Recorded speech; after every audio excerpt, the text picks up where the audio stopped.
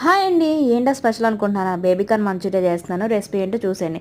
Baby corn సన్నగా cut చేసుకొని మైదా, cornflour, కొంచెం పెప్పర్ పౌడర్, సాల్ట్ వేసుకొని మంచిగా వాటర్ వేసుకొని కొంచెం కలుపుకొని ఈ లోపల నూనె హీట్ అయిపోయాక కొంచెం గోల్డెన్ కలర్లో వచ్చేసాక తీసేసేయండి.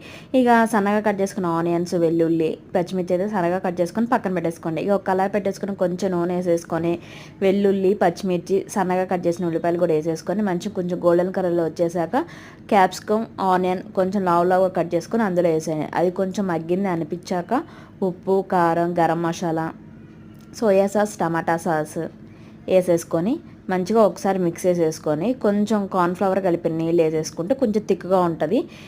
వేసేసుకొని బేబీకార్న్ కూడా వేసేసి హై ఫ్లేమ్లో పెట్టేసి వేయించేసేయండి. ఇక లాస్ట్లో కొత్తిమీర వేసేసుకొని దించేసి చూడండి. ఈజీగా ఉందా? నచ్చితే లైక్ చేయండి, షేర్ చేయండి, సబ్స్క్రైబ్ చేసుకోండి. ఎలా మీరు ట్రై చేసి ఎలా వచ్చిందో కామెంట్లో చెప్పండి.